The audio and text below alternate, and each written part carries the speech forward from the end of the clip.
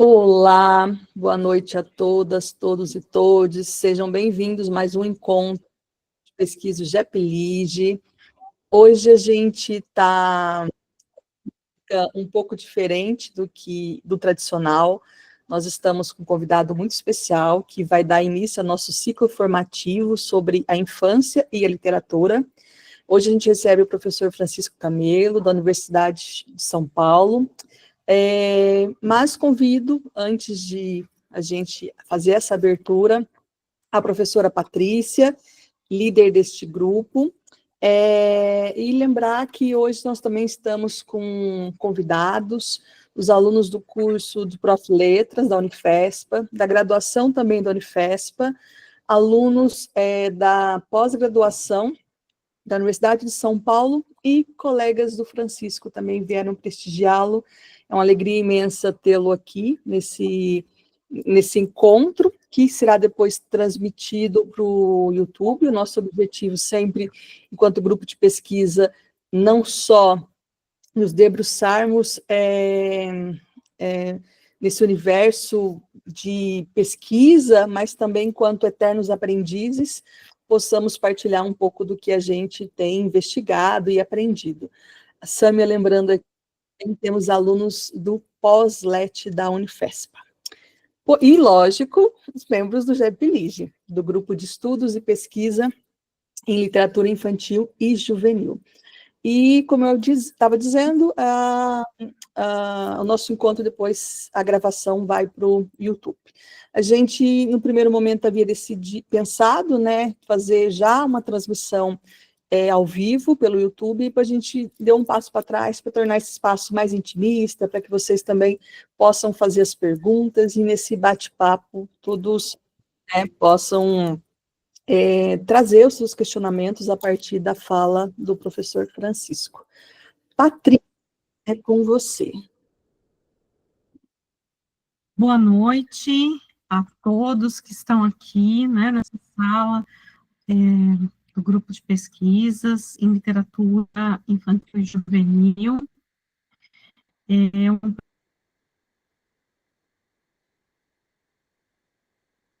prazer muito grande estar com a tão cheia. Paty, você está travando, tá? Tão especial, que é o professor Francisco Camelo, da USP, que aceitou prontamente. Meio que melhorou, mas estava. Meio que melhorou, meio que agora continua como. Vai seguindo. Qualquer coisa eu acudo. Então, vou retomar. Então, é uma grande alegria, nós temos aqui o professor Francisco Camelo, da Universidade de São Paulo, que aceitou nosso convite, né, prontamente, para esse ciclo, para iniciar esse ciclo de debates, de formação sobre literatura para as infâncias, e vai abrir falando, né, de uma temática muito importante para todos nós, que é sobre Walter Benjamin.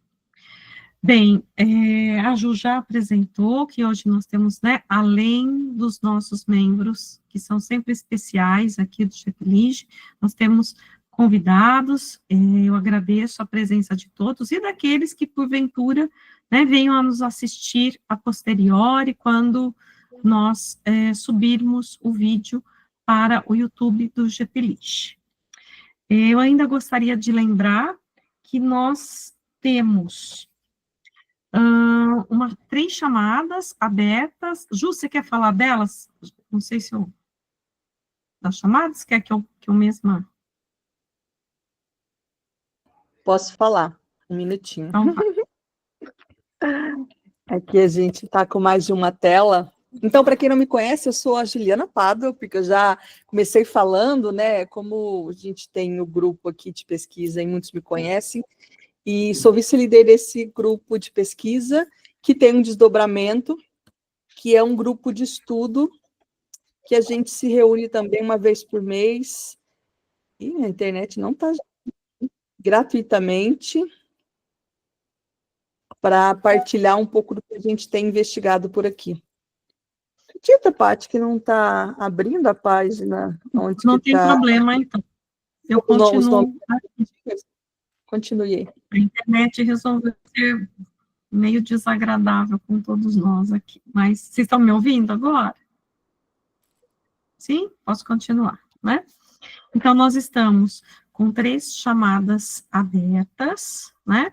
Uma sobre literatura infantil e suas materialidades, uma sobre literatura infantil e a Amazônia, e uma terceira sobre a fantasia, né, os universos de fantasia em Monteiro Lobato. A chamada vai até o final, até 30 de setembro, né, nós já temos vários textos que foram recebidos, mas continuamos ainda recebendo até o final de setembro. Eu queria também lembrar que nós temos ainda mais 2 encontros à frente neste ano, né? Então, no dia 16 de outubro, nós temos um encontro com o professor doutor Cristiano Camilo Lopes, da Universidade Presbiteriana Mackenzie, que vai falar, né, sobre a infância a partir do olhar de Meli Novaes Coelho, e do professor doutor Luiz Carlos Barroso de Souza Girão, também da USP, né, que vai trazer o seu olhar sobre a literatura infantil a partir das discussões de infância de Giorgio Agamben. Bom, acho que é isso, né, Ju?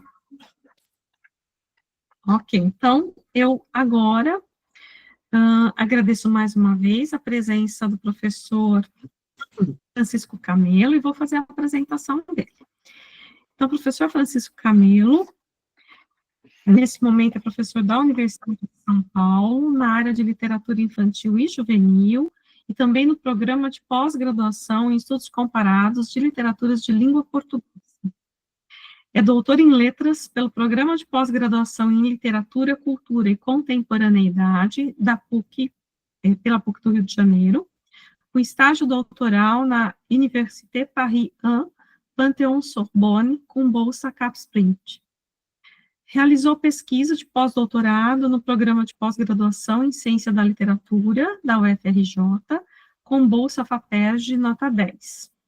Suas pesquisas articulam os estudos de literatura infantil e os estudos da infância entre arte e filosofia, com especial interesse pelo pensamento do filósofo Walter Benjamin, pelas linguagens artísticas do livro para a infância, na contemporaneidade e pelos processos de criação literária para as crianças. Professor Francisco, seja muito bem-vindo, né, em meu nome, em nome da Juliana, dos membros do GEPLIGE, agradecemos imensamente, né, pela sua atenção conosco, e estamos aqui porque queremos muito ouvi-lo. A palavra agora é com você.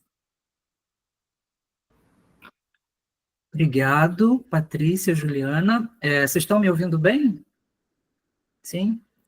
Então, queria começar dando boa noite e agradecendo às professoras Juliana Pádua e Patrícia Romano pelo convite. Queria agradecer também, né, ao público que está aqui presente nessa noite de quinta-feira. Queria dar uma boa noite especial para os meus alunos de Literatura Infantil e Juvenil 2, tem muitos alunos aqui, das 4 turmas desse semestre, e é uma alegria estar na companhia de vocês e também na companhia dos meus colegas Luiz Girão e Cristiano Lopes, que vão conduzir os próximos encontros. O foco da minha fala não vai ser, como o título pode sugerir, a educação pela leitura, nem a formação do leitor. Mas a minha proposta essa noite é tentar pensar com vocês a possibilidade de uma política da imaginação que pode ser criada no encontro entre aqueles que já cresceram, que já estão crescidos, com aqueles que estão crescendo. E nesse encontro, quem ensina não é o adulto, mas a criança. A criança ensina ao adulto, sem didatismos, a ler, a brincar, a sonhar, a imaginar, devorando livros.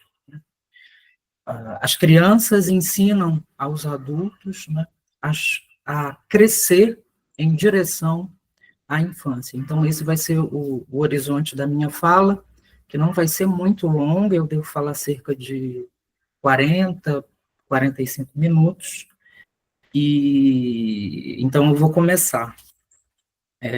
Então, ler com a infância, porque as crianças devoram livros, segundo Walter Benjamin. Eu tenho um epígrafe do escritor Alejandro Zambra, um escritor chileno, poeta. A infância sobrevive em nós como um enigma intermitente. Em meio a uma forte enxurrada de imagens pré-fabricadas que começavam a desgastar a percepção, Ítalo Calvino, em 1984, escolhe a visibilidade como um dos valores literários que merecia ser preservado e transmitido às gerações deste nosso milênio. Preocupado com o risco iminente de perda da capacidade de pensar por imagens, isto é, de pôr em foco visões de olhos fechados, de fazer brotar cores e formas de um alinhamento de caracteres alfabéticos negros sobre uma página, o escritor propõe uma pedagogia da imaginação, a expressão é do Calvino, cujos métodos deveriam ser inventados a cada instante por cada um de nós, o que produziria resultados imprevisíveis. No caso de Calvino, os primeiros rudimentos dessa pedagogia da imaginação começaram a aparecer na infância, antes de ele aprender a ler, quando, por volta dos 3 ou 6 anos de idade, brincava de fantasiar em cima das figuras, imaginando a continuação das ilustrações presentes em livros, revistas e brinquedos infantis. Esse desvario infantil sobre as páginas repletas de figuras foi, para Calvino, uma espécie de escola da fabulação que deu à luz a um método de escrita que encontra na imagem visiva o impulso para a expressão literária. Eu cito, acho que temos a citação, a partir do momento em que a imagem adquire uma certa nitidez em minha mente, ponho-me a desenvolvê-la numa história, ou melhor, são as próprias imagens que desenvolvem suas potencialidades implícitas, o conto que trazem dentro de si. Reconhecendo a imaginação como repertório do potencial, do hipotético, de tudo quanto não é, nem foi, e talvez não seja, mas que poderia ter sido, Calvino, a partir de um verso de Dante no Purgatório, define a fantasia, o sonho e a imaginação como um lugar dentro do qual chove. Já as crianças chamam a imaginação de faz de conta. Pode voltar, por favor. Essa expressão simples, mas poderosa, quando falada ou pensada, lança mundos no mundo, faz brotar histórias e enredos possíveis e alteram os sentidos e a compreensão das coisas ao redor, alargando o corpo humano, tornando-o mais receptivo à experiência imaginativa.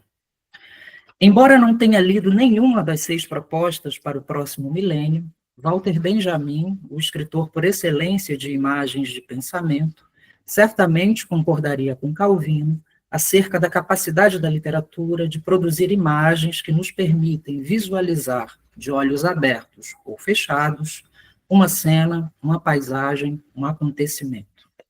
Tal experiência, Benjamin a conta na peça Livrinhos de Aventura de Infância em Berlim, por volta de 1900, livro dedicado ao filho Stefan e nunca publicado em vida pelo autor. De olhos fechados, Benjamin rememora uma cena de leitura que lhe aconteceu na infância. Sonhando, ele retorna à antiga biblioteca escolar, onde lia, sobre uma mesa demasiado alta, um de seus livros preferidos de aventura. As folhas traziam as marcas dos dedos que as tinham virado. O cordão que rematava a encadernação e sobressaía em cima e embaixo estava sujo. Mas a lombada que teve de suportar mais maus tratos. e por isso as duas capas estavam desencontradas e o topo de corte do livro formava escadinhas e terraços. Mas das suas folhas pendiam, como o verão tardio dos ramos das árvores, os tênues fios de uma rede na qual, em tempos, quando aprendi a ler, me deixei enredar. Ao ler, o menino tapa os ouvidos para ouvir as histórias que o livro lhe conta em silêncio. Pode voltar, por favor. Experiência semelhante também lhe ocorria no inverno, quando, sentado à janela de seu aquecido quarto, punha-se à escuta do redemoinho de neve que, assim como o livro escolar, também lhe contava histórias em silêncio, as quais ele pouco entendia, pois mal eu tinha me ligado mais intimamente a um grupo de flocos, percebia que ele tinha de me entregar a um outro que, de repente, o invadia. Mas agora tinha chegado o momento de seguir no redemoinho das letras, diz Benjamin, as histórias que me tinham fugido à janela. Envolto no torvelinho das letras, o menino imerge no livro que lê, de cujas páginas caem flocos que lhe recobrem o corpo com a neve do lido. Entregando-se ao impulso do texto, a criança viaja para terras longínquas, mas não desconhecidas, já que a porosidade da leitura transforma o distante em perto, o desconhecido em íntimo. Babilônia e Bagdá, Acra e o Alasca, Tromso e o Transvaal estavam todas dentro de mim. Trovejava no livro escolar e em outros livros encontrados pelo menino somente em sonho. Se abrisse um, seria levado ao seio da trovoada, onde um texto instável e encoberto se nublava, prenhe de cores. São essas cores, borbulhantes e fugidias, estranhas e familiares, nas quais a criança se dilui em sonho, que o adulto tenta, em vão, agarrá-las ao acordar. Nessa poética da leitura imaginativa, que se constrói como um palimpsesto, cada lembrança assemelha-se, como diz Jean Lacoste, a uma mônada que contém, em miniatura, não apenas o destino do escritor, mas também a promessa utópica de um mundo melhor, um mundo feliz, um mundo onde o ser humano, a natureza e as coisas estão libertas da tarefa de ser úteis e do peso da dominação, tal como ocorre no sonho de Benjamin, que desperta antes de se apossar dos livrinhos de aventura, cujos títulos lhe escapam. A experiência de leitura rememorada por Benjamin em seu livro de memórias reaparece na reflexão do pensador adulto, quando ele, um colecionador de brinquedos, miniaturas e livros infantis, dedica sua atenção crítica ao comportamento da criança lendo um livro ilustrado. No ensaio de 1928, Visão do Livro Infantil, Benjamin descreve o livro para crianças como um mundo permeável e adornado de cores, no qual a criança penetra, pela leitura, como participante ativa da história. Fantasiada com todas as cores que capta lendo e contemplando, a criança se vê em meio a uma mascarada e participa dela. Vence a parede ilusória da superfície e, esgueirando-se por entre tecidos e bastidores coloridos, adentra um palco onde vive o conto maravilhoso. Se as ilustrações coloridas aprofundam a imaginação infantil, as gravuras em preto e branco, por sua vez, despertam a palavra na criança, que passa a descrever as imagens, isto é, a cobri-las, a sobrescrevê-las com rabiscos, grafismos, como se essas imagens sóbrias necessitassem de adensamento, de revestimento de cor.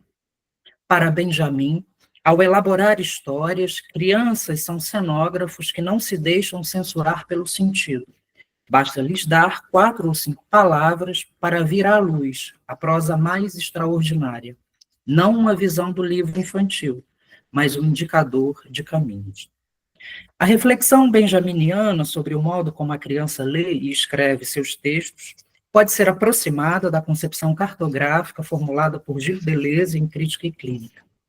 Inspirada no trabalho do educador francês Fernand Deligny, com crianças autistas, cujos gestos e movimentos inscreviam, sobrepondo, linhas de errância no espaço, a arte cartográfica de Deleuze faz do deslocamento o seu procedimento.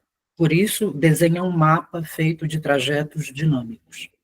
Em vez de buscar uma origem, como faz a arte arqueológica, a arte cartográfica traceja mapas de caminhos, impasses, aberturas, que não devem ser entendidos só em extensão, mas também em intensidade, pois a força intensiva desses mapas infantis distribui, no espaço percorrido, afectos e devires.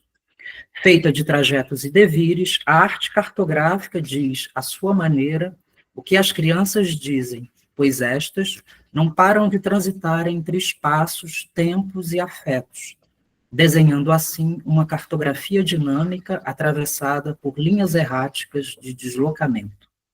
Se, para Deleuze, as ações da criança desenham uma cartografia dinâmica, pode voltar, Juliana, uma cartografia dinâmica atravessada por afetos e devires, para Benjamin, a indicação dos caminhos infantis ganha maior espessura, densidade e coloração quando a criança penetra, pela leitura, nas malhas textuais, no mundo de palavras e imagens que se lhe oferecem nos livros, que a sugam para dentro da história, cobrindo-lhe o corpo com a neve do lido. Como afirma Charles Grivel, e eu cito, ler é um desejo de infância, e doar-se para o texto, pelo deciframento do olhar ou da pena, é sonhar com uma capacidade anterior, com uma frescura desaparecida, com um desatino do imaginário, cuja ideia se fixou logo no início da vida consciente. Nesses tempos de incerteza e de precariedade, em que as ações do sonho e da imaginação estão em baixa, como recuperar o desejo de leitura de infância?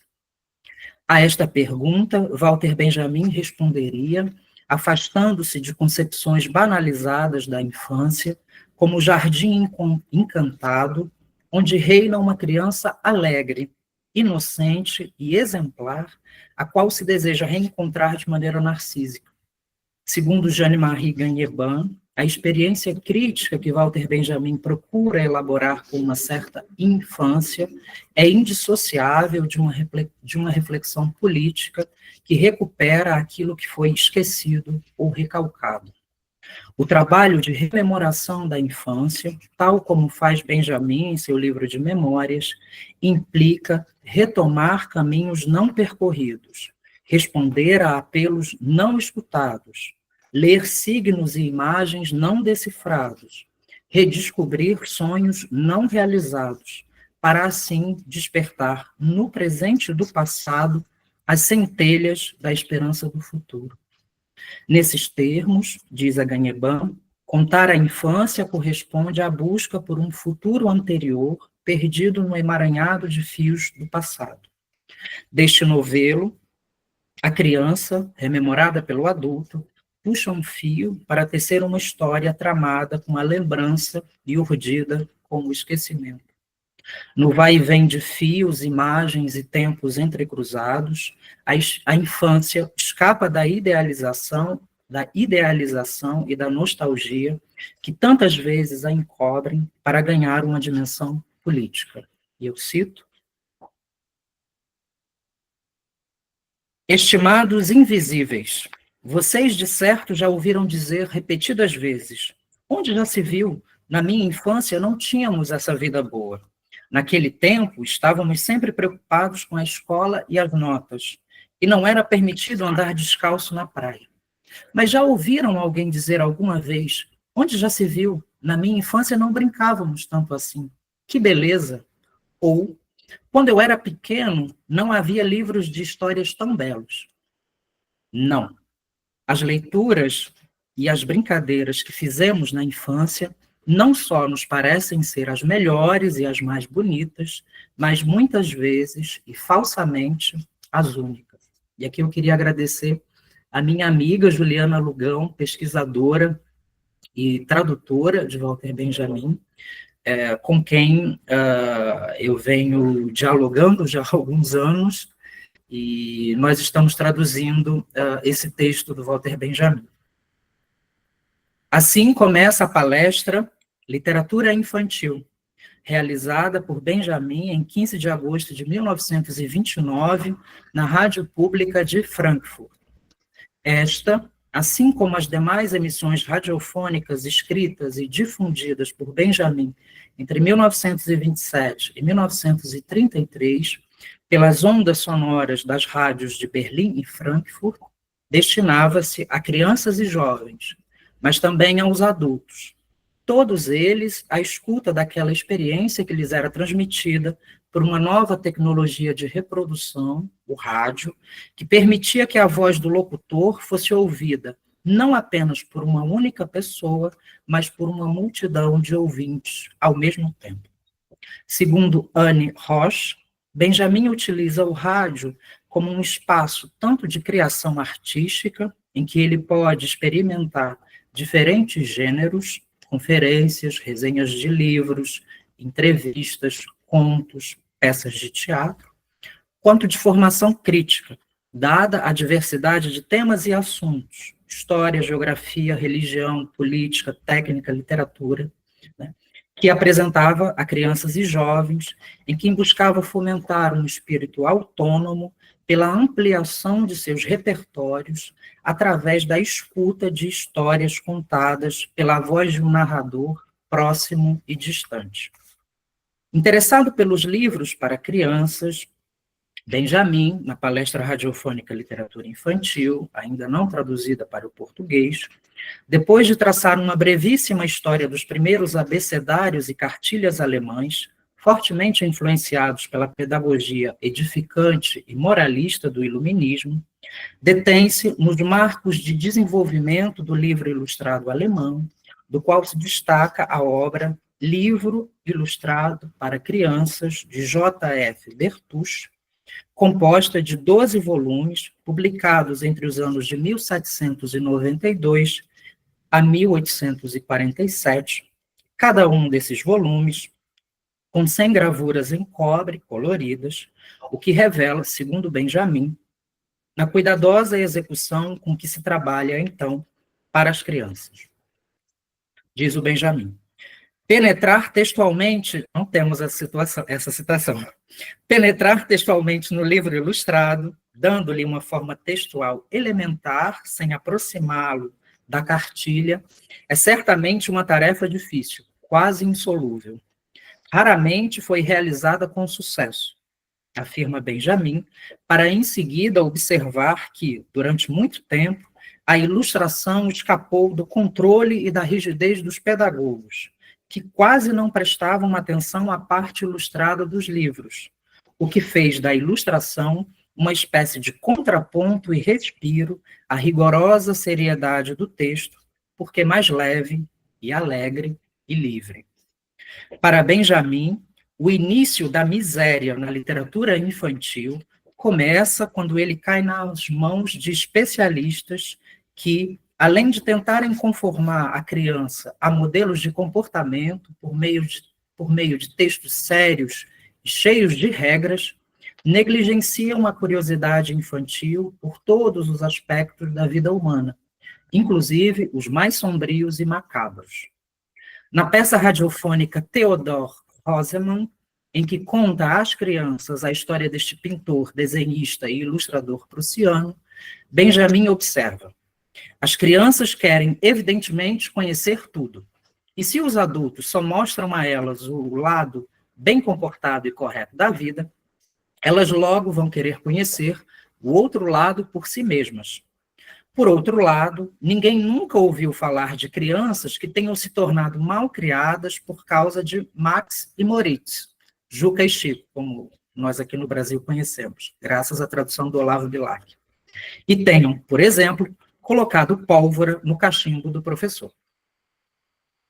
Também nunca se ouviu falar eu pelo menos nunca ouvi falar, de crianças que tenham atirado bastões em gatos depois de ouvir a cantiga de roda, ou que tenham se tornado caçadores de animais silvestres depois de ler Caçadas de Pedrinho, ou que tenham tentado suicídio engolindo um pedaço de maçã por causa do menino que espiava para dentro, ou ainda que pratiquem rituais satânicos, seja lá o que isso signifique, por causa de um tridente do capeta, temos a imagem, que ilustra uma charada do divertido ABC doido de Ângela Lago. Pode passar. Aí. Esse é o livro da Ângela Lago, o caso mais recente de censura à literatura infantil. Pode passar, Juliana. É um livro que ensina o alfabeto de Z a A, pode voltar, de Z a A, por meios de charadas de adivinhas, e na adivinha correspondente à letra T, né, aparece esse tridente que alguns grupos religiosos associaram à figura do diabo, do capeta. Embora não seja um fenômeno recente, localizável, né, que é possível localizar nas origens da literatura infantil no Ocidente, quando adultos passaram a determinar o que as crianças poderiam ou não ler, os casos de censura a livros infantis, ditos politicamente incorretos, têm se tornado cada vez mais frequentes em muitos países, principalmente no Brasil, nos últimos anos, levando ao banco dos réus das redes sociais e de outras mídias obras de reconhecida qualidade estético-literária, são deturpadas por compreensões estreitas e enviesadas do que seja a infância, a criança, a arte e sua importância na formação crítica do ser humano. Você pode voltar algumas lâminas, Juliana, até a charge, por favor? Essa aí. Daquela velha horrenda, com óculos de lentes grossas e sempre com uma enorme tesoura nas mãos, né? Essa charge ilustra um livro precioso que foi publicado ano passado. O livro se chama Literatura Infantil e Juvenil na Fogueira, organizado pelo professor João Luiz Secantini, Eliane Galvão e Tiago Valente. Eu recomendo fortemente a vocês. Então, daquela velha horrenda, com óculos de lentes grossas e sempre com uma enorme tesoura nas mãos, também foi vítima o pequeno Walter Benjamin, proibido pelos pais de ler, quando criança, os contos de A.T.A. Hoffmann. É o que ele nos conta em A Berlim Demoníaca, peça radiofônica transmitida em 25 de fevereiro de 1930, em que revela a seus ouvintes como escapava da censura parental. Escondido, à noite, quando os pais não estavam em casa, ele sentava-se à enorme mesa da sala de jantar, onde lia as Minas de Falun, em cujas páginas fixava seus olhos como a uma tábua de salvação daqueles seres pavorosos como peixes de boca torta que iam surgindo dos cantos da mesa, na escuridão, à minha volta, ele diz. Outra vez, de manhã cedo, em pé, diante da estante de livros, o menino lia O Morgado, arrepiado de medo, não só pelos horrores do livro, mas também pelo risco de ser apanhado de surpresa. E não cheguei a entender uma só palavra. Confessa o homem adulto a seus ouvintes crianças.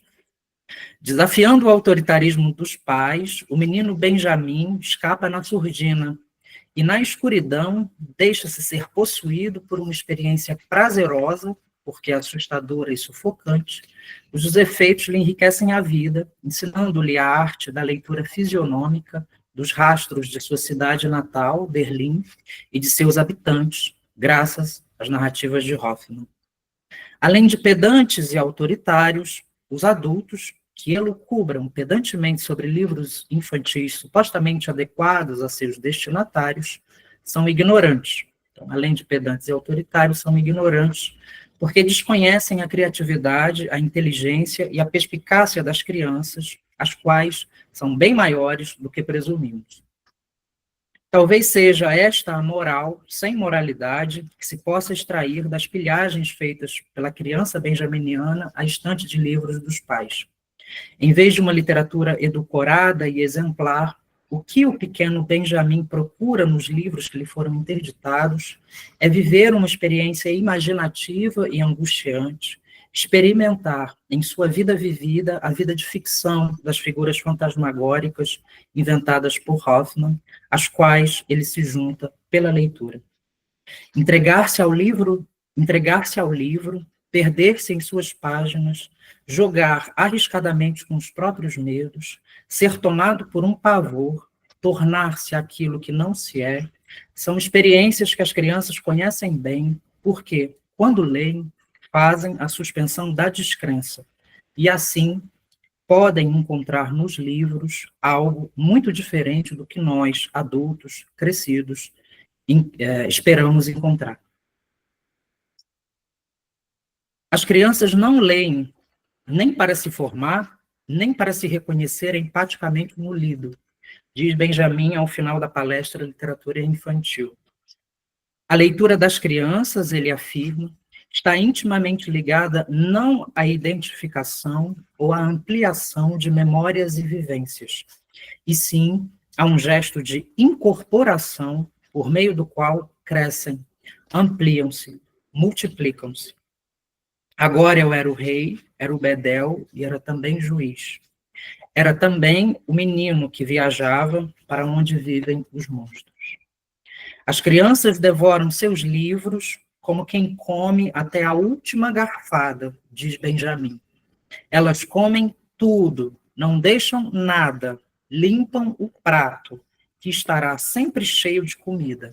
Basta dizer, de novo, outra vez.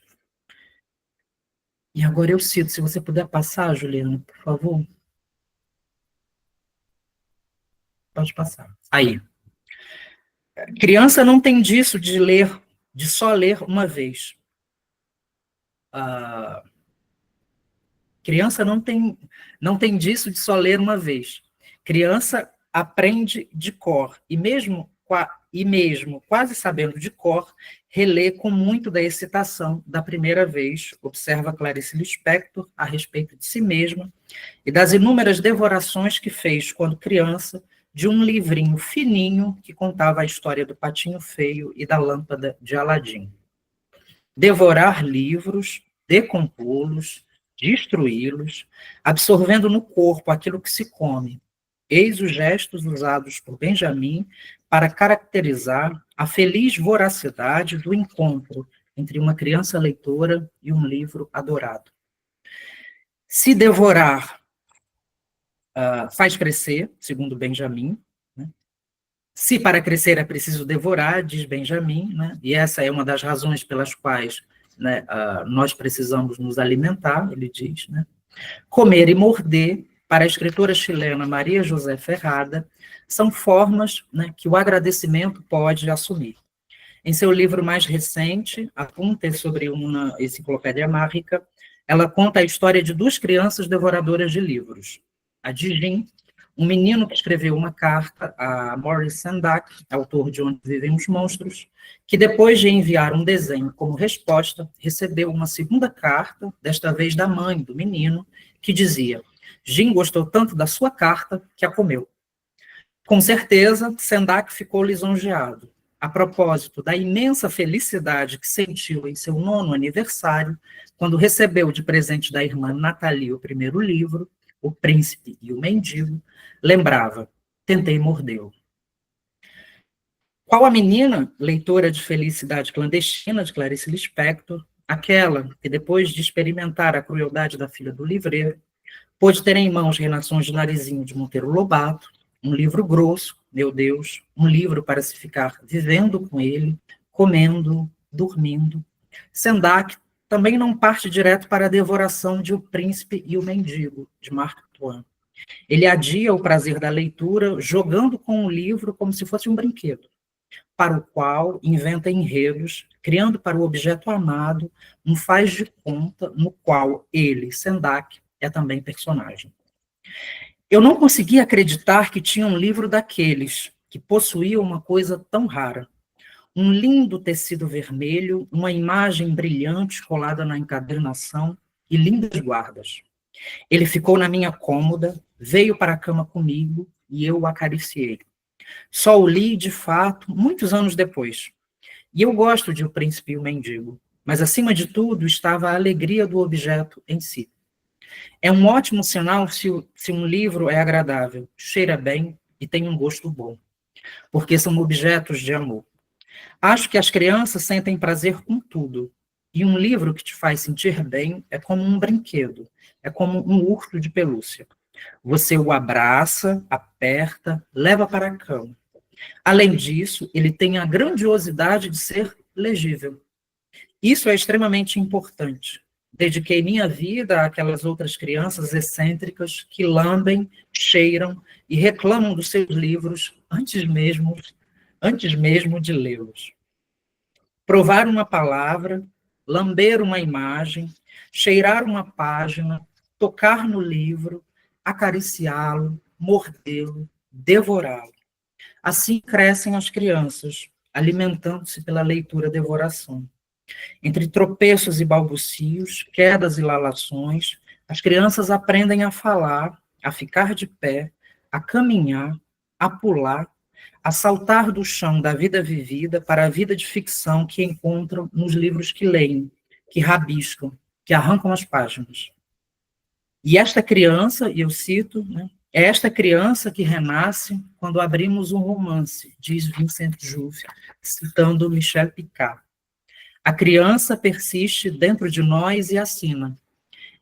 É ela que aí é o jogado, o lido, depreendido das leis do logos e das categorias de espaço-tempo.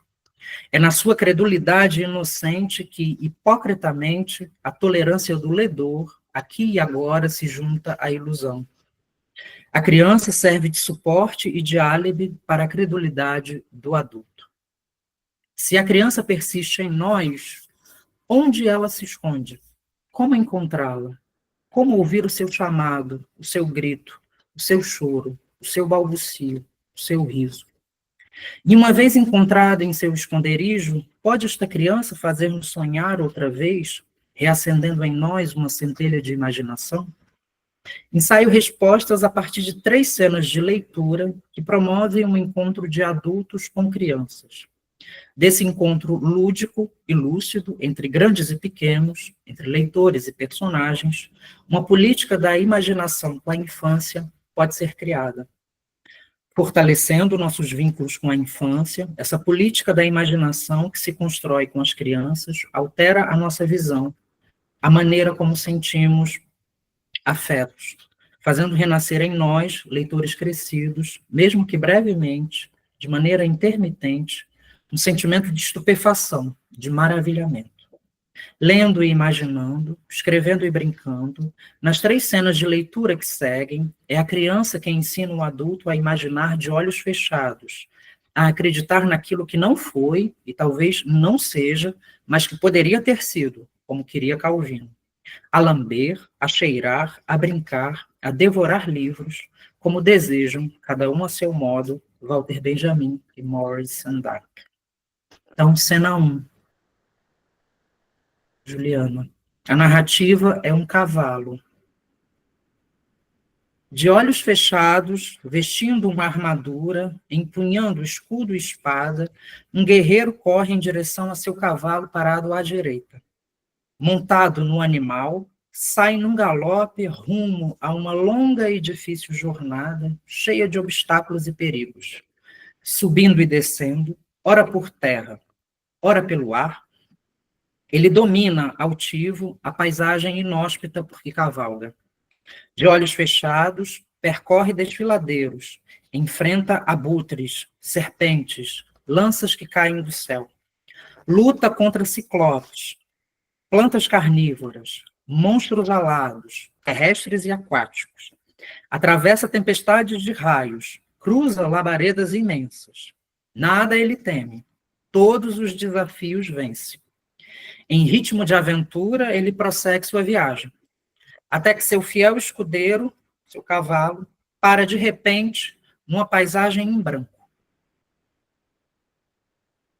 O vazio escancara-lhe a boca, leva-o às lágrimas. Do alto surgem 2 braços, um rosto, um corpo familiar. De mãos dadas, pai e filho deixam um parque de diversões, onde o menino brincava num carrossel. Ambos, adulto e criança, estão de olhos fechados. Com um formato longilíneo, o bárbaro livre tem a altura certa para se sonhar que voa. É uma expressão do Walter Benjamin.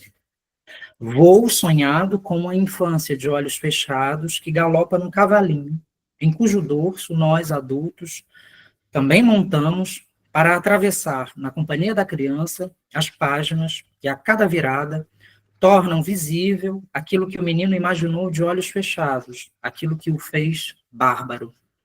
Quando para o carrossel, ao invés de tristeza, maravilhamento.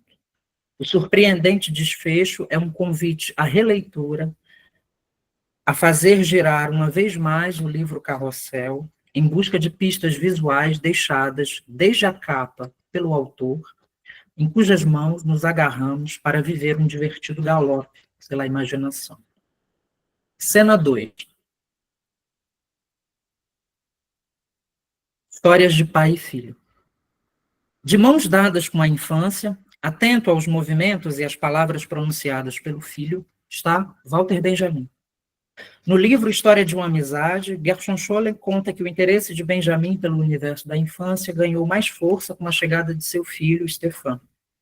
Desde o nascimento da criança, Benjamin passou a registrar gestos, palavras, frases e histórias do filho em pequenos cadernos. A recolha dos fragmentos da fala infantil não visava, no entanto, a uma investigação sobre o processo de aquisição da linguagem pela criança. Ao contrário, a coleção de gestos e invenções verbais serviram a Benjamin como locus de observação daquilo que ele chamou de curiosas linhas de comunicação, ao ressaltar as afinidades mágicas ativadas pelo universo perceptivo das crianças, cujas brincadeiras animam o que é inanimado. Isso é o que Stefan, aos 3 anos de idade, ensina a Benjamin. E eu cito: durante alguns dias, em novembro de 1921, ele, Stefan, teve a ideia de imitar os objetos, o tic-taquear de um relógio, a forma como uma pera rola no chão. Nas páginas dos cadernos de anotação sobre opiniões e pensamentos do filho, Benjamin também registrou várias palavras distorcidas por Stefan, que ao invés de dizer Universität Bibliothek, falava Unibibliothek. Com a chegada do filho, Benjamin passa a escavar suas próprias memórias de infância, que se convertem numa espécie de arquivo de onde ele resgata palavras que ele próprio deformava quando criança.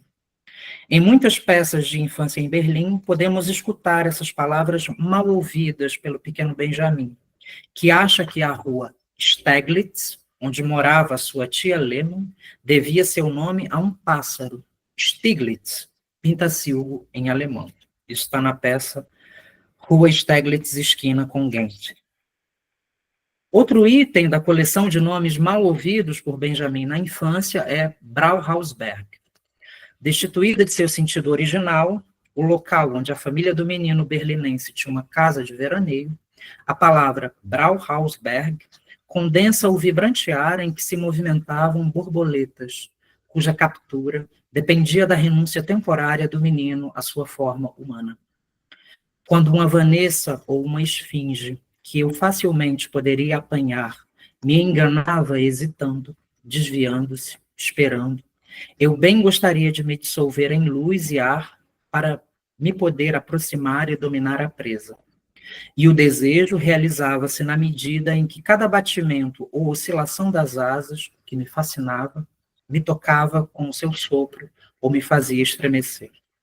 Começava a se impor entre nós a velha lei dos caçadores.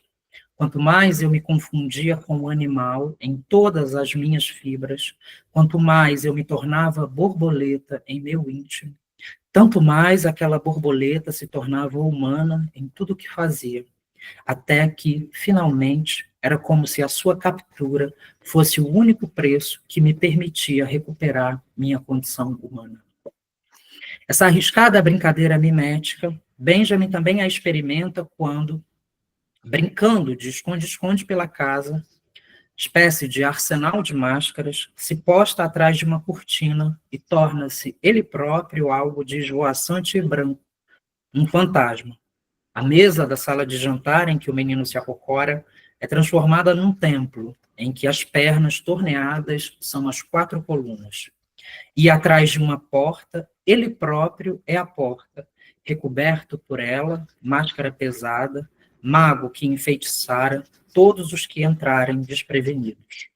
Só um grito forte pode desencantar a criança e libertá-la do mundo material ao qual ela deve. Benjamin interrompe o registro de palavras e expressões de Stefan em 1932, um ano antes da redação das primeiras peças de infância em Berlim e de sua saída para o exílio. Da coleção de notas restam, arrancadas dos cadernos, 16 folhas soltas, com anotações na frente e no verso do papel. Em um desses papéis está registrada uma conversa entre mãe e filho, entre Dora e Stefan, entreouvida por Benjamin em março de 1922, quando o menino tinha 4 anos. Mamãe, me conta uma história? Ah, eu não tenho uma agora. Ah, conte, eu quero. Bom, conte você então. Não, mas aqui, eu coloquei o desejo na sua boca. Me conta agora. Cena 3. Uma passagem secreta. Em literatura infantil, livro do escritor chileno Alejandro Zambra, é o pequeno Silvestre quem deseja ouvir uma história, não da boca da mãe, mas do pai. A criança quer que o pai leia para ela a história da topeira que, certo dia, ao acordar, recebeu um cocôzão na cabeça. Em vez de se limpar, ela decide achar quem tinha feito cocô na cabeça dela, e passa, então, a interrogar todos os animais que encontra pelo caminho. Em busca do culpado, a toupeira interroga a pomba, o cavalo, o coelho, a cabra, a vaca, o porco, e cada um dos suspeitos, em resposta à pergunta, você fez cocô na minha cabeça? Produz suas mostras fecais para provar sua inocência. Até que 2 moscas pousam no cocô, na cabeça da toupeira, e desvendam o mistério. Escrita por Werner Roswart e ilustrada por Wolf Erbruch, essa clássica e divertida história alemã é uma velha conhecida de Silvestre, que já a ouviu inúmeras vezes. Mas agora o menino quer que o pai, escritor premiado, lhe conte uma vez mais a história da topeira. De novo, a criança repete. Mas como contar essa história de enigma, mistério e vingança se o livro está escrito em francês, língua que o pai não domina? Insuflando palavras de coragem no pai, a criança afirma: você sabe francês sim, papai. A frase produz uma potente reflexão no pai, que troca de papel com o filho, invertendo a genealogia familiar. Em vez de ser o pai aquele que incentiva o filho a falar, é a criança que ensina o pai, o adulto, a falar uma língua desconhecida. Arriscando-se num francês de principiante, em cujas palavras tropeçam, o pai passa então a contar a história que o menino já sabe de cor, a ponto de quase lê-la sozinho. Mas isto a criança não quer. O que ela deseja é que o pai leia para ela, que o pai reencene uma vez mais o jogo feito de interrupções e continuidades, jogo que é sempre novo a cada partida, a cada recomeço. Entre uma leitura e uma releitura, algo diferente acontece. Uma diferença se inscreve como novidade entre o leitor e o livro.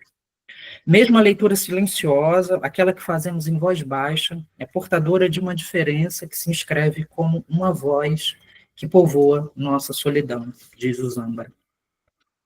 Esta é a lição que o filho ensina ao pai, o segredo que a criança transmite ao adulto, o recado que os livros infantis contam ao escritor de romances para adultos, romances e poemas para adultos. Toda noite, na companhia do filho, o pai atravessa uma passagem secreta que se abre pelo Jogo das Sombras, de Hervé Tullet, pelo livro Sem Figuras, de B.J. Novak. Temos o livro? Pelo livro Fedido, de Babette Cole, pelos contos de Gianni Rodari, pelos quadrinhos de Linares, pelos livros ilustrados de Isol. Esses livros não fazem adormecer a criança, pelo contrário, mantêm-na acordada, agitam-lhe a imaginação, a do filho e a do pai, que diante da biblioteca do filho, cheia de livros escritos e ilustrados por autores cujos nomes lhe são desconhecidos. Esse pai está diante da biblioteca do filho. Pela passagem secreta aberta pelos livros do filho, o pai reencontra a biblioteca perdida de sua infância, feita de histórias meio verdadeiras, meio inventadas, contadas pela avó. Do encontro com a própria infância, que se reconstrói diante da infância do filho, o adulto constata quanto é injusta a falsa ideia de que a literatura infantil não seja uma literatura de verdade, uma literatura. E eu cito: honestamente, não acho que haja menos literatura em uma história de Maurice Sendak ou de Maria Helena Walsh do que em meus favoritos da literatura adulta. O pai afirma, enquanto olha a estante de literatura infantil do filho, gênero que a partir daquele instante deseja escrever. Escondida na estante de livros, girando no carrossel, trocando as palavras, ouvindo a voz de um narrador que chega de Alhures, coberta de neve, imaginando de olhos fechados esta criança intermitente que renasce quando devoramos um livro. Reencontrar a criança que em nós ainda brinca, ainda fala, ainda lê, é a tarefa que este século desencantado nos convoca a realizar pela leitura de um livro, onde encontramos uma morada temporária para enfrentar a tempestade lá fora, logo ali. Obrigado pela escuta.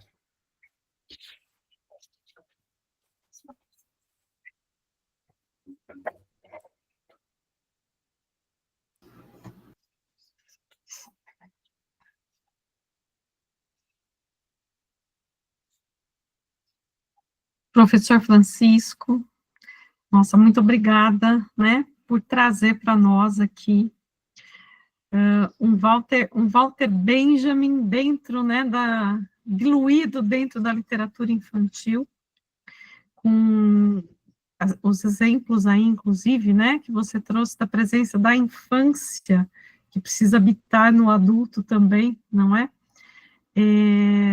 Dentro dessas obras, muitas delas que certamente todos conhecemos.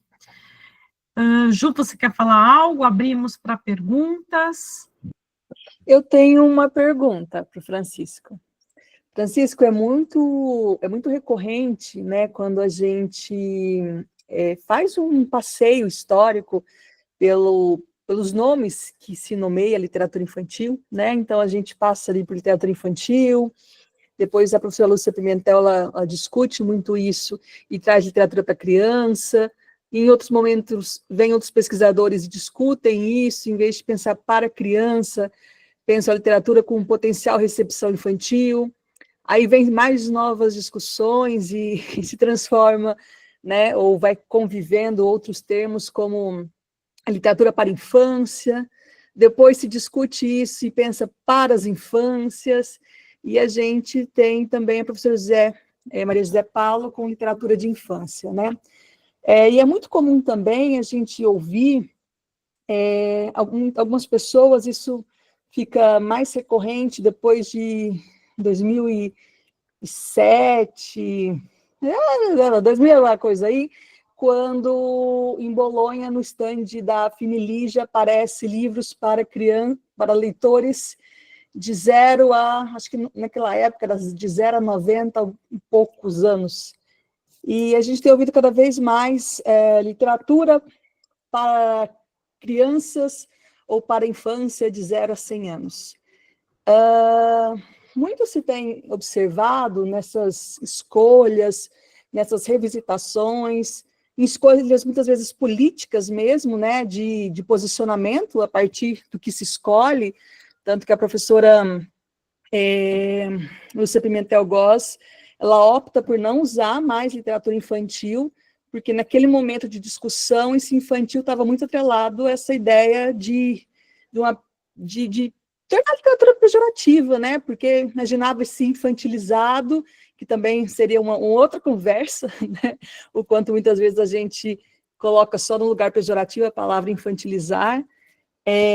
Mas voltando aqui para não me perder nesses caminhos, como que Walter Benjamin, dentro das suas discussões sobre a infância e tudo mais que você trouxe, nos ilumina a pensar o nome que se dá, né? Até a gente, aqui no grupo, a gente não usa literatura infanto-juvenil,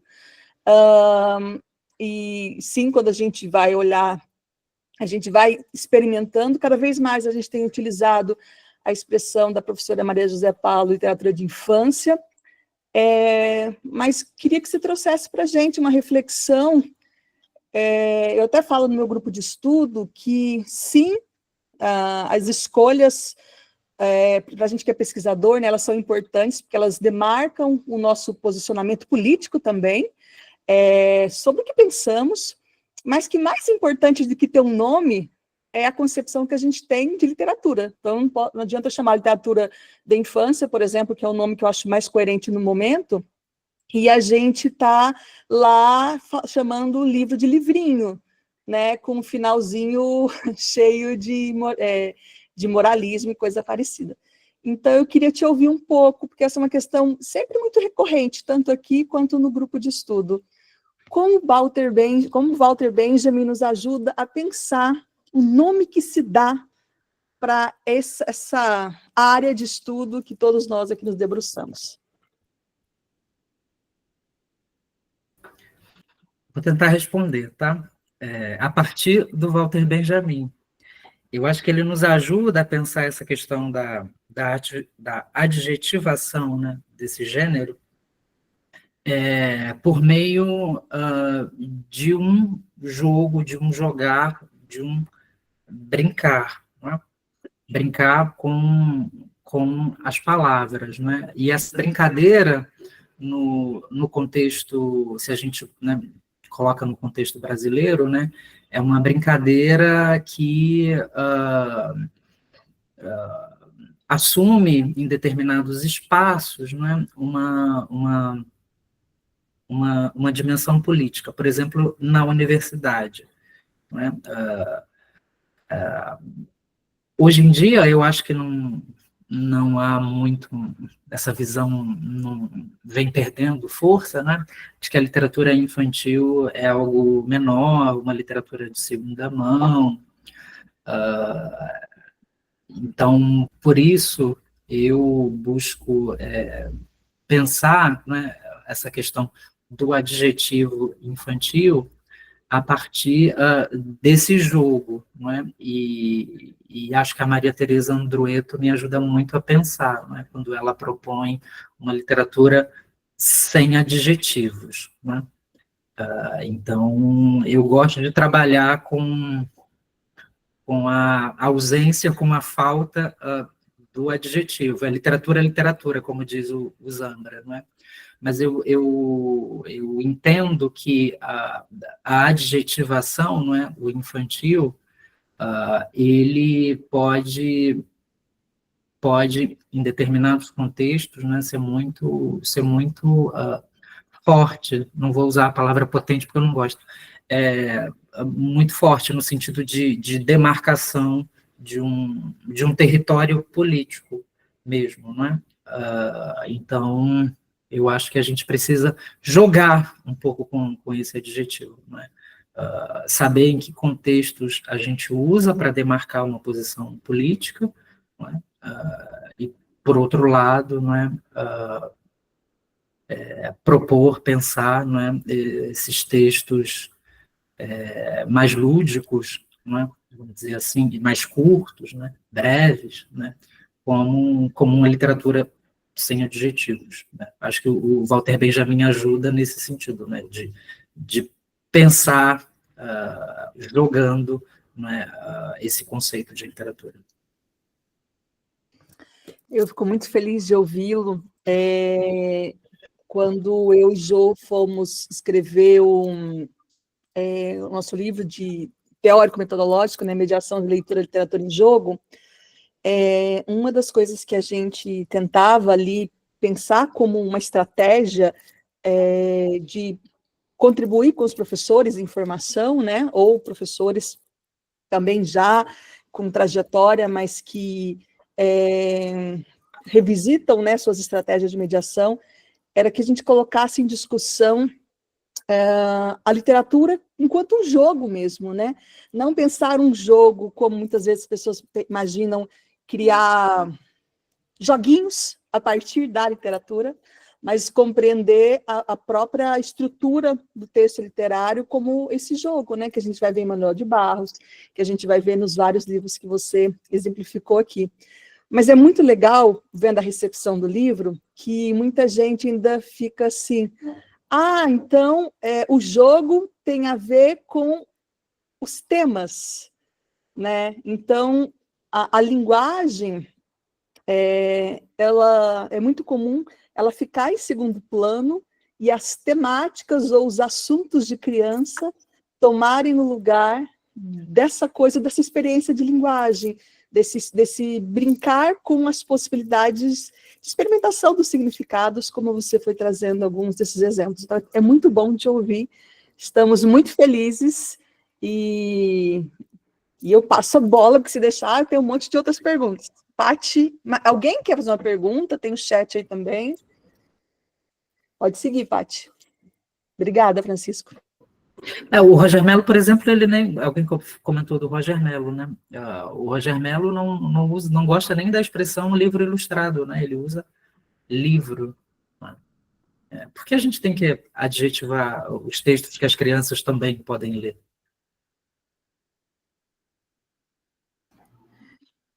Vocês estão me ouvindo? Eu estou tá saindo, Sim. minha voz está ok? Tá, porque a minha a de vocês está oscilando para mim, então por isso que eu estou perguntando, tá?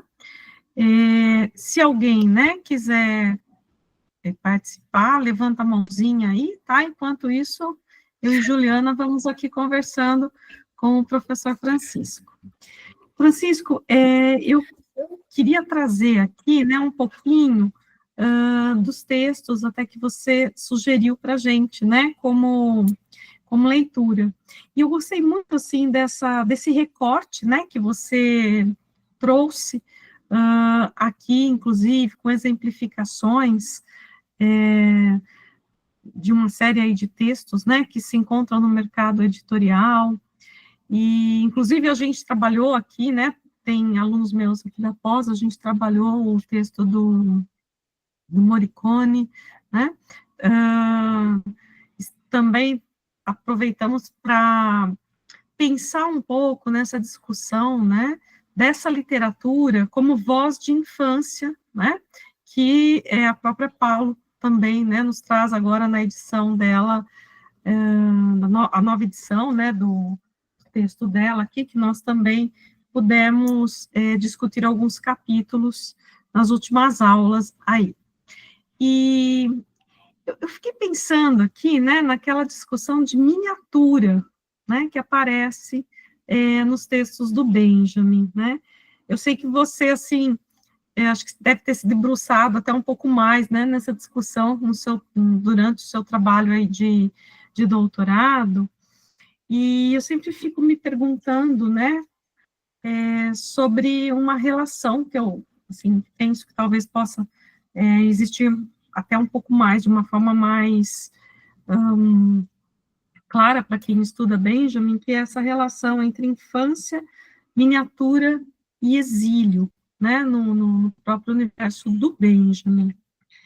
E aí eu, assim, gostaria que você, se fosse possível, se você se sentir à vontade, né, poderia ampliar um pouquinho essa discussão, né, tendo em vista que você se debruçou aí, né, durante o seu doutorado, praticamente, né, em Walter Benjamin, se você poderia, assim, rapidamente, porque também não é possível, né, falar muito aqui no tempo que a gente tem, né, mas né, nesse tempo pouco aí que nós temos, se você poderia trazer um pouquinho dessa relação, se você acha que essa relação, de fato, né, ela se sustenta, tá? Então, entre, né, a infância pensada, né, nesse universo do Benjamin, essa discussão que ele traz sobre o universo da miniatura e a ideia do exílio, né, que também é bastante presente na própria vida dele. Né? Então, vou tentar responder, tá? É bom até, desculpe, é até bom ouvir isso, né, porque a gente sempre fala para, desculpe, interrompê-lo, tá, mas é bom a gente ouvir, né, eu vou tentar, porque em literatura é difícil a gente, né, poder afirmar tudo, né? Então é bom que quem também está caminhando nesse processo, né, perceba como é fundamental que a gente tenha, né, essa posição que eu estou achando muito bacana aí, né, de você dizer, eu vou tentar responder, porque de fato, né, são muitos vieses, muitos caminhos, e desculpe aí a interrupção. Não, imagina. Vou tentar responder a partir de uma frase dita pelo Georges Bataille, a respeito do aspecto infantil do Walter Benjamin. O Bataille certa vez disse que o Benjamin parecia uma criança em que colaram bigodes. Eu gosto muito dessa frase, porque ela faz aparecer, né, a imagem desse intelectual, desse escritor, desse colecionador, que não matou a criança, não é? E esse gesto, né, de permanecer com a infância, não essa infância idiota, não é, que 95% da literatura infantil que é produzida no Brasil coloca em circulação, não é? Essa criança idealizada, romântica, feliz, etc. Mas uma infância interessada pelas questões do corpo, da sexualidade, da história, não é? Essa criança, o Benjamin, não abandona. E é essa criança, né, que vai insuflar nesse adulto, não é, uma sensibilidade para as coisas pequenas, para as coisas miúdas, como os livros infantis que ele colecionava, como os brinquedos, como as miniaturas, como os selos e cartões postais, como escritas microscópicas, escritas minúsculas, né? Tudo isso que ele pode levar consigo, não é?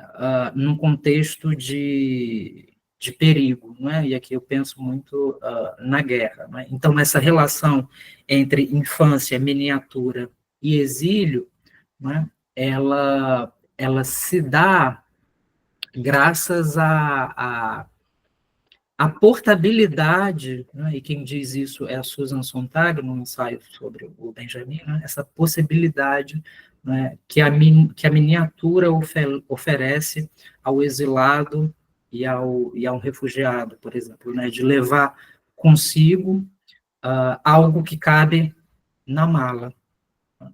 E é esse pequeno, não é? Não é o monumental, o gigantesco, não é, que o Benjamin quer levar consigo, mas o objeto, um objeto pequeno, um objeto minúsculo, um brinquedo, um livro infantil, não é? Isso que merece ser preservado, né? Então, a miniatura, o pequeno, né, aparece na obra do Walter Benjamin, né, por um lado, né, ligada a esse contexto de perigo, né, disso que precisa ser salvo, desse fragmento que precisa ser preservado, porque ainda não disse tudo que tinha para dizer, né, que ainda nos interpela. E, por outro lado, aí não a miniatura, né, não existe miniatura original, não é? A miniatura é sempre uma cópia de algo, né, a cópia de um protótipo. Então, por outro lado, né, esse procedimento de reprodução, não é, de cópia, né, vai aparecer, e é isso que eu tento mostrar um pouco na minha tese,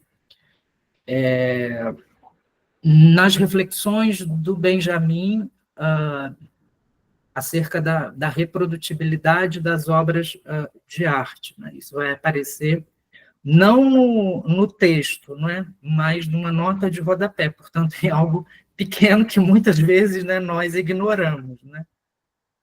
Não é o meu caso, porque eu gosto muito de ler nota de rodapé. Acho que algo precioso, né, está escondido ali, nessa letrinha pequena, né? E na segunda versão do ensaio sobre a obra de arte, né, ele vai dizer, ele vai estabelecer uma diferenciação entre uma primeira técnica em que o homem busca dominar a natureza, né, e uma segunda técnica em que o homem, ao invés de tentar dominar a natureza, ele quer jogar, brincar com ela, né? E esse gesto lúdico, não é? É o que vai possibilitar a criação, ele vai dizer, de um espaço de jogo, de um espaço de brincadeira no campo das artes, não é? E esse espaço de jogo, né? E quem tem estudado isso assim de uma maneira mais detida é a professora Jeanne-Marie Gueneban, né? Esse espaço de jogo, pelo menos é isso que eu proponho na tese, a hipótese da tese, né? Ele é um espaço favorável é um espaço em que alguns artistas contemporâneos atuam, né?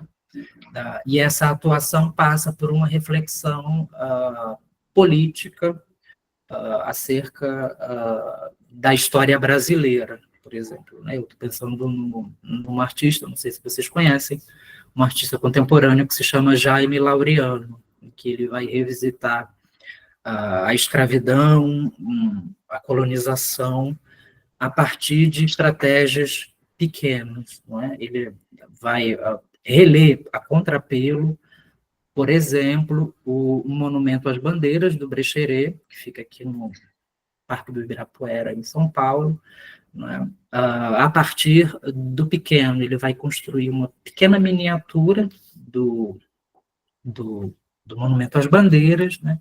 E essa miniatura, ela é feita através do derretimento de objetos que ele compra em mercados de pulga e também de balas, né, usadas pela polícia militar e pelo exército brasileiro, né? Então ele vai compor essa miniatura, né, e colocar no pequeno, né, como que eu posso dizer isso? Um entrecruzamento de tempos, né? Porque a bala dos bandeirantes que matavam indígenas e negros rebelados continuam matando jovens pobres e negros nas periferias brasileiras, né? Então, o pequeno como essa estratégia, como esse procedimento de reler a contrapelo a história, né? De escavar uma história que ainda não foi contada, uma história que ainda não foi ouvida, né? E esse pequeno também vai aparecer em um contexto de pressão, de acossamento, de fuga, né? Por exemplo, quando o Marcel Duchamp reproduz em ponto pequeno, não é? Suas obras de arte, não é?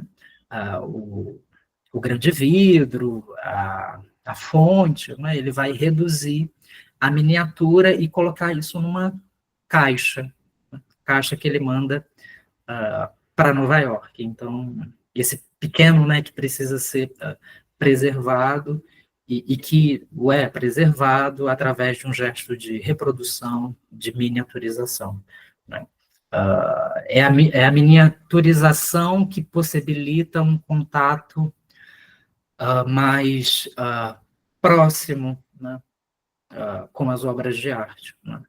Tem uma certa disposição corporal, né, quando você se relaciona com uma miniatura, né? Quando você vai ao Monumento dos Bandeirantes, aqui em São Paulo, no Ibirapuera, né, você tem que olhar para o alto, né, para ver aquele monumento, né, e você não consegue contemplar, vamos dizer assim, né, todas as particularidades daquela escultura gigantesca, né? Com a miniatura é diferente, a disposição do corpo é outra, né? Você tem que se agachar, tem que ficar de cócoras, né? Você consegue apreender aquele objeto minúsculo, né, que conta uma história. Não sei se respondi, mas a tese foi por aí. Foi por aí. E acho que eu comprovei a minha hipótese, porque eu fui aprovado. Obrigada, Francisco. Tem uma pergunta no chat, né, Ju? É da Eunícia. Eunícia, você faz a pergunta oralmente? Oi, Patrícia. Acho que é mais... Faço. Na Né? verdade, são Tudo duas. bem? Francisco, primeiro, agradecer. Uma belíssima fala, belíssima, extremamente inspiradora. E aí eu vou me sentir à vontade pela sua condução de fazer uma pequena provocação, né? Não só pelo que você sugeriu que nós lêssemos antes, né? Mas de algumas coisas que se entrecruzam por vezes no GPLIGE, em termos de alguns teóricos que a gente visita. A primeira é que essa provocação, assim, a forma da fala, né, a forma do seu PowerPoint, onde há citações textuais e imagéticas, seria uma intenção de mimetizar o Benjamin na ideia de romper com uma dada tradição de pensar a literatura identificada como para crianças. E a segunda, deixa eu só rolar aqui que eu acabei escrevendo, acho melhor seguir o que eu pus, já que já foi compartilhado, né? Uma das coisas que me interessa em especial é a questão da materialidade. Eu não sou de letras, eu sou historiadora e tenho trabalhado com a literatura, e vou nomear como literatura de infância porque me interessa para o lado da história, já há algum tempo. E, sobretudo, nas potencialidades, eu sei que você disse que não gosta dessa expressão, dessa palavra, mas no dizer historiográfico do que a literatura de infância é capaz de fazer. Sobretudo o livro ilustrado, mas não apenas. Um dos pontos fortes na valoração da experiência e da materialidade feita pelo Benjamin, que você trouxe hoje de uma maneira bem bacana, com a coisa do devorar, né? Incorpora um instante, o momento, o fugaz, e incorpora também, obrigatoriamente, a indeterminação do devir. Aí é uma questão que eu vejo acontecer, mas que é muito difícil de você ou qualquer pessoa, né, da gente colocar em palavras ou tentar criar realmente caminhos, ainda que a sua fala tenha sido inspiradora. Como ativar a passagem secreta para a indeterminação diante do enrijecer do adulto?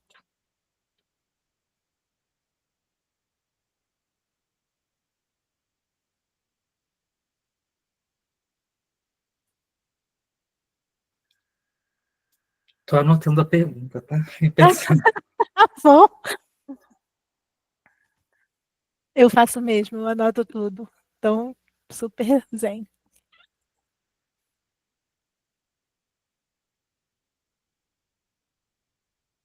Então, vamos lá. Em relação à apresentação, não é? A forma como eu fui montando a apresentação.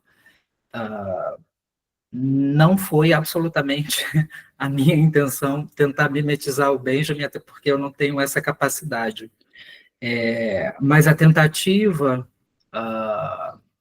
de pensar, não é, a literatura infantil a partir das observações do Benjamin, não é, ela ela tenta pensar benjaminianamente a apresentação. Não tem a ver com uma mimetização, uma reprodução do método benjaminiano, né? Mas dar uma espécie de roça, né, a esses textos que vêm me acompanhando já há algum certo tempo. Então, não se trata de mimetizar o Benjamin, mas de pensar benjaminianamente. E, em alguns momentos, né, esquecer o Benjamin. Por isso eu trouxe outras vozes. Em relação à segunda pergunta, né, como ativar a passagem secreta diante do enrijecimento do adulto, né, eu acho que a resposta é pela leitura. É a leitura que vai a leitura com a criança, não é? Que vai possibilitar a criação desse espaço mágico, não é?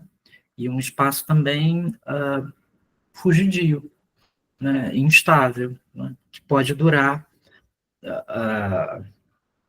que pode ter a duração, né, de um virar de páginas, né? E esse virar de páginas, muitas vezes, né, é onde está a magia, né? A magia que ativa essa passagem secreta e que solapa, né? Torna mais maleável aquilo que estava antes enrijecido. Eu acho que o enrijecimento, né, ele é desfeito pela leitura, né? Por uma leitura inventiva, por livros imaginativos. É um pouco isso que aparece, né? Na verdade, é disso que se trata o livro do Renato Morricone, né? De um pouco passar a perna no leitor, né? Porque você acha que, de fato, a criança está andando no carrossel e, ao final, né, ela não está, e aí você tem que voltar, né? Você tem que retomar a leitura, passar de novo pelaquela porta, abrir de novo o livro para encontrar as pistas que ele vai deixando desde a capa. Acho que o enrijecimento é desfeito pela leitura de livros infantis de qualidade, né? Que, infelizmente, são poucos. Né? A gente precisa dizer isso, né? Nesse caso, não só agradeço as Acho que ela respostas, congelou mas... para mim. Oi? Voltei? Voltei? Oi? Eu acho que ele que congelou para a gente. Acho que foi ele que Vocês estão me congelou. ouvindo? Ah, Sim. tá. Eu já ia sair e ia para de novo. Mas aí depois eu Não, comento, então, quando for possível. a internet dele. Foi até um motivo que a gente atrasou um pouquinho, porque estava, né, a internet nossa dos Acho que três no voltou. segundo. Voltei, gente, desculpe. Vai. Acontece com todos Mas não sei nós. se você ouviu o que eu respondi. Não, só foi o início, você ia começar e travou. Perdão, o começo não, né? Você chegou a falar até o finalzinho em relação à leitura com a criança e como isso sendo a porta para essa realidade. Ia agradecer a resposta e, de alguma maneira, a sua resposta é convergente com o seu comentário da Andrueto, né, de uma literatura sem adjetivo, já que você fez a crítica em relação a uma literatura de qualidade, né? Então, a literatura, vamos dizer assim, eu não quero usar uma palavra que seja pejorativa, no sentido de quebrar com outras... Já sei, uma literatura intensa, no sentido dela ter a força daquilo que diz, seja por texto, seja por imagem, né, nessa quebra da literatura sem adjetivos, mas que, como você trouxe agora, essa literatura sem adjetivos, para ser literatura intensa, ela tem que ser de qualidade, não qualquer uma. Então, há uma convergência aí da... Muito obrigada. E a gente também precisa pensar um pouco, assim, eu jogo, né, com essas nomenclaturas, né, mas a expressão da literatura para as infâncias, né, ela já foi abocanhada pelo mercado. Então, eu acho que a nossa posição enquanto pesquisadores e professores, né, da área, né, é tentar criar bolsões de resistência, sabe, a essas... não aderir, acho que é isso que eu quero dizer, assim, não aderir completamente, né, a todos esses adjetivos e expressões que são acoplados, né, aos textos que as crianças também podem ler, né? Não aderir e jogar com eles, né? Saber quando a gente usa literatura infantil, literatura para as infâncias, literatura de infância, né? Acho que a gente tem que ficar num diapasão crítico mesmo. Eu concordo plenamente, porque tem a coisa do abocanhar do mercado, mas tem também dos nossos objetivos e os contextos dentro dos quais nós falamos. Não adianta chegar com um refinamento do que, o que você está chamando de literatura de infância, citar a Maria José Paulo num grupo, numa ambiência em que isso não tem sentido. E aí, para a pessoa chegar próximo daquilo que você está tentando conversar, você vai utilizar termos, nomenclaturas que sejam mais palatáveis, que sejam... Eu acho que tem a ver com essa dimensão política que você menciona, como vamos escolher, não vamos nos render àquilo que foi abocanhado, como disse, pelo mercado, mas também pensando contextos e nossos objetivos Claro. Vão mudando de acordo com a circunstância. Eu não uso mais a expressão livro infantil, eu uso livro.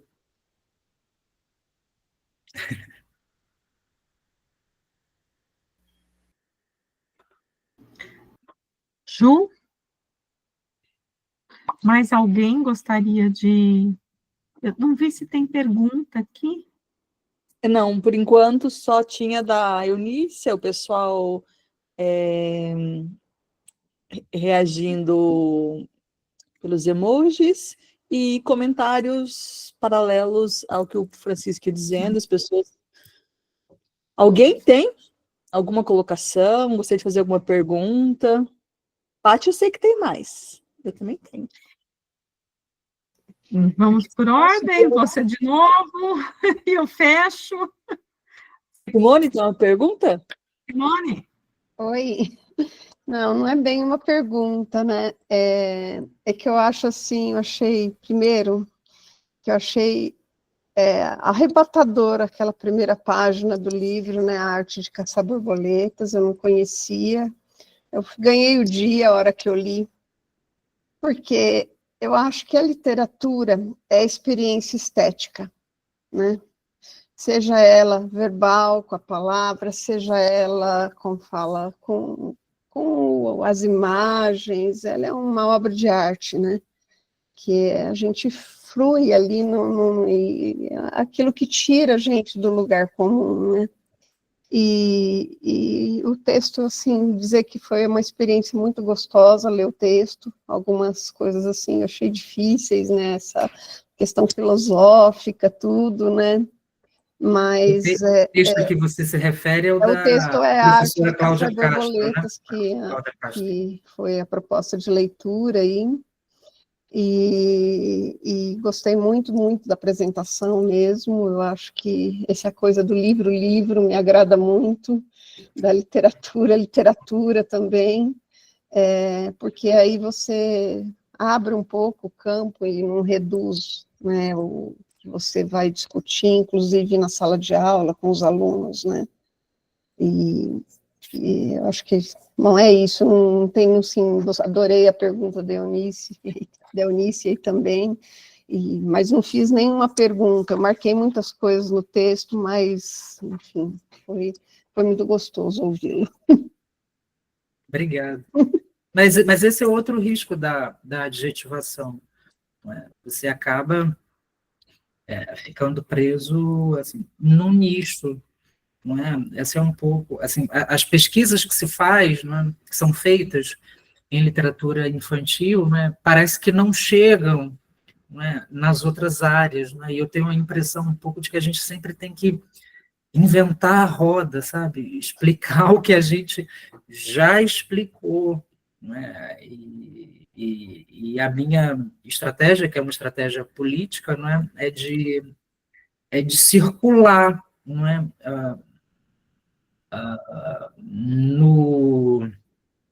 Nos congressos de literatura infantil, não é? Mas também nos congressos da literatura dita adulta, não é? Tentar um pouco transformar esse limite, né, num limiar, tornar essa fronteira um pouco mais porosa. Sim.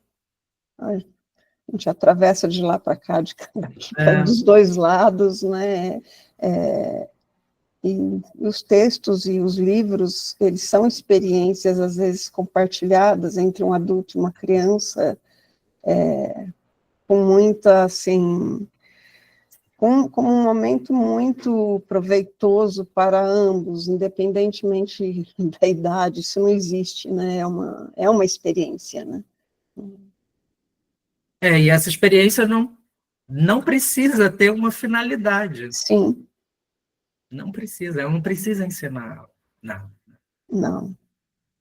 Na verdade, é aquele instante mesmo que a gente não consegue, parece que segurar, mas que ele é transformador dentro da gente, que ele reverbera em outros momentos, que a gente nem sabe, às vezes, identificar de onde veio, de que texto veio aquilo, de que leitura, né?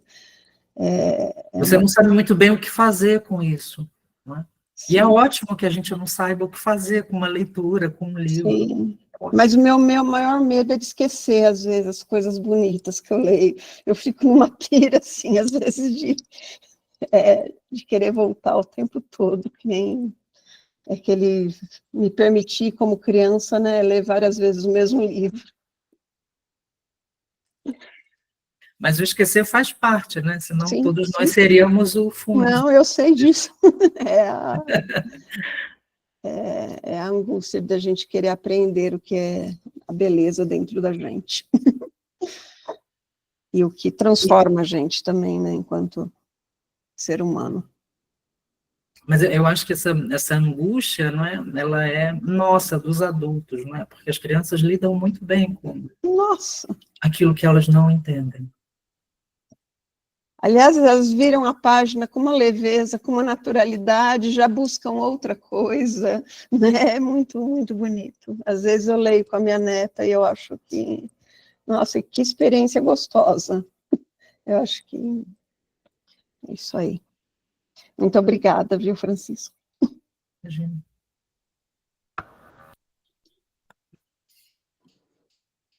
Pode falar, Jéssica. Jéssica. Seu microfone está desligado. Agora foi? Vocês me ouvem? Oi. Sim. Pronto.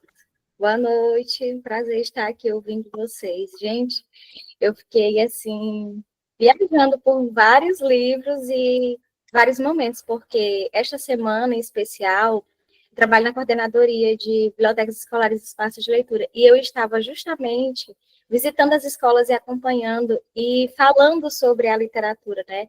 A forma que ela nos salva, nos liberta, e principalmente como esse espaço de afeto, de imaginação, de desenvolvimento integral. Então, quando a gente está falando de literatura também para as infâncias, porque a gente atende da educação infantil ao 9º ano, né? Mas em específico, quando a gente fala de educação infantil, dos anos iniciais, né? Do primeiro aninho, segundo aninho, fica muito claro, né, e eu penso, né, diante de tudo que foi ouvido agora, nessa discussão da literatura para as infâncias, que ela se configura como esse espaço de afeto, de imaginação, que promove a formação de leitores futuramente, mas que principalmente ela fortalece esses vínculos. E é como foi falado agora há pouco, né, ela não pensa nessa função meramente didática, mas ela vai como uma experiência estética, emocional, que estimula a criatividade, essa sensibilidade, a cognição, essa capacidade inferencial da criança, que ao mesmo tempo ela vai oferecendo ao adulto esse reencontro com a inocência, com esse prazer da leitura, de ver, de ler o mundo.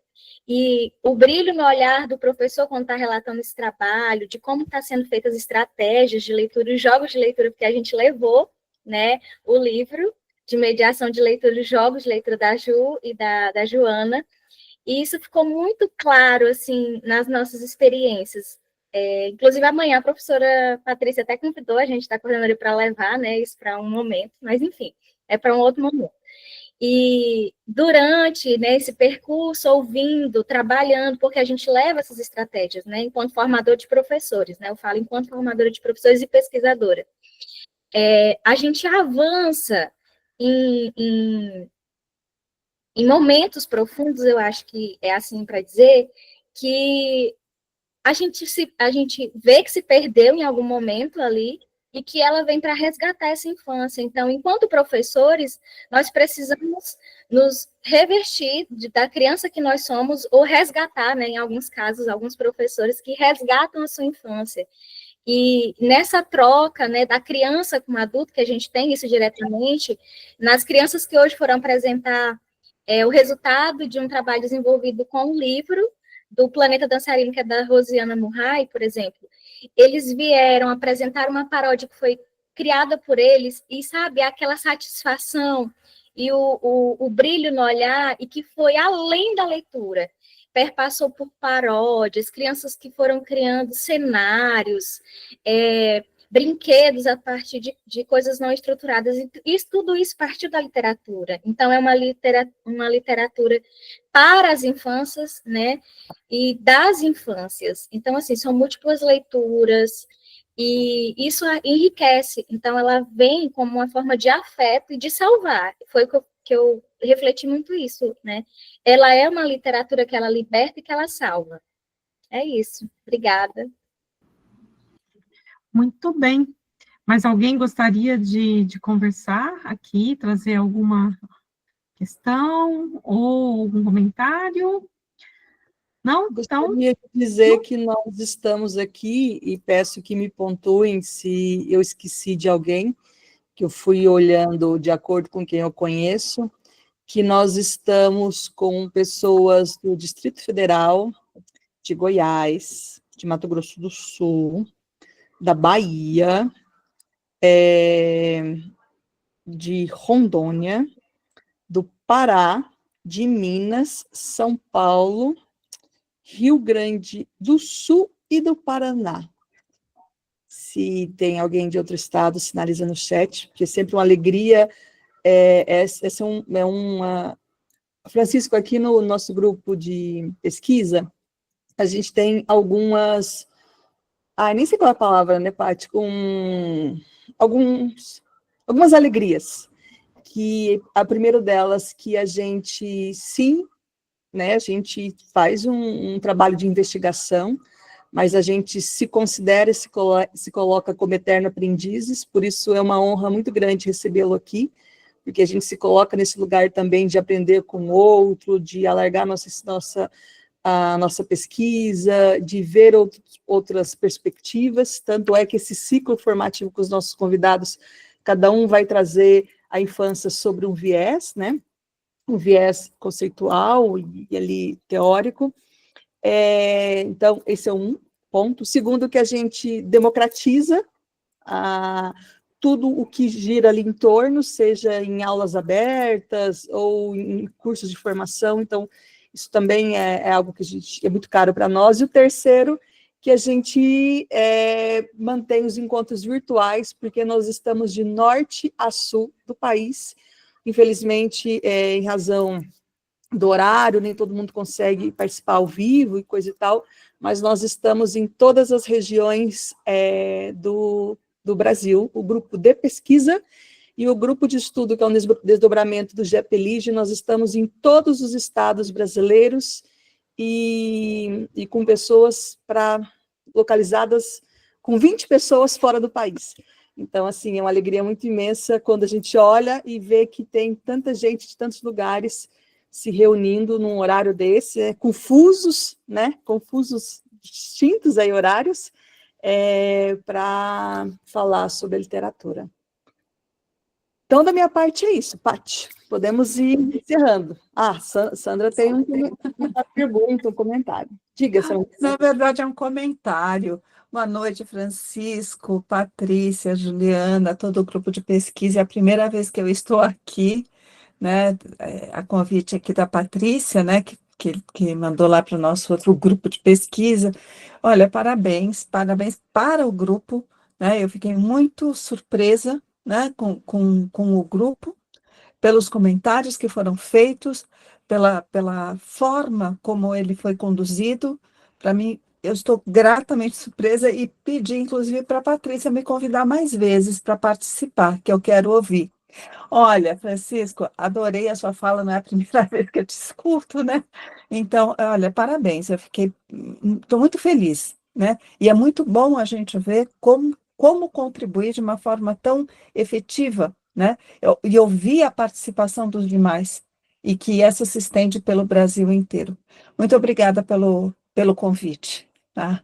E obrigada pela sua fala, extremamente poética, filosófica, e ela acrescenta muito. Eu acho que eu vou só comentar, eu muitas vezes vejo em congressos e, enfim, falas, que eu acho que falta uma coisa que você fez aqui, que é trazer a poesia para a fala. Eu acho que a produção acadêmica, ela não pode ser simplesmente aquela letra fria, aquele afastamento que não gera nenhuma empatia, que inclusive não fala, né, com pessoas que já atuam na área, mas em outras formas também. A literatura infantil fala também para nós, como crianças também. Nós todos somos crianças. E assim, sempre que eu vejo um livro, eu também me vejo como uma criança lendo outra vez. Gostei muito, muito obrigada. Não vou me estender, muito obrigada, viu? Só dar um recadinho, bem rapidinho. Quem está como, vou usar a palavra ouvinte, porque não, mas ouvinte falante, mas que não faz parte do grupo de pesquisa, nós temos mais 2 encontros que vai acontecer no mesmo formato. Ele vai acontecer no Meet, depois ele vai ser transmitido, veiculado no canal do YouTube do GEPELIGE. Então, caso algum de vocês tenham vindo pelo Francisco, porque são alunos, colegas, e tem interesse, pode entrar em contato comigo ou com a Patrícia, tanto pelas nossas redes sociais, como também pelos nossos e-mails. Até coloquei o meu e-mail aqui no chat. E aí a gente envia o link, né? A gente não está colocando os links nas redes sociais para não ter perigo de invasão, coisa e tal. E vocês são bem-vindos para todo o ciclo, tá? E a gente não tem esse ano edital aberto para novos ingressos no grupo de pesquisa, mas a gente está sempre fazendo as coisas no YouTube. Também, se tiver interesse, sinaliza assim que a gente abrir de novo, né, Paty? A gente manda mensagem.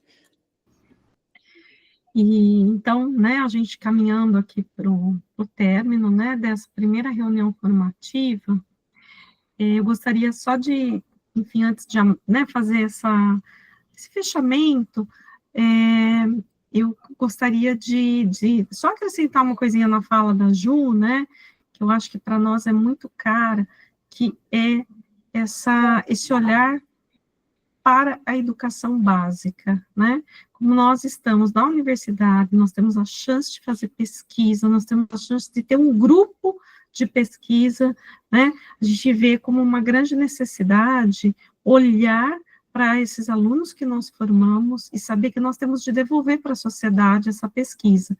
Então, encontros como esse, que são formativos para nós, mas que nós sabemos que, né, podemos compartilhar essa formação, né, a gente faz questão de disponibilizar no nosso canal do YouTube. Nós fizemos esse formato no Meet, porque a gente sabe que a participação acaba sendo, não é, um pouco maior, as pessoas se sentem quase que mais próximas, né? É a ideia que tivesse um presencial aí, né? Que ao final a gente pudesse, enfim, ter um calor de um abraço, né?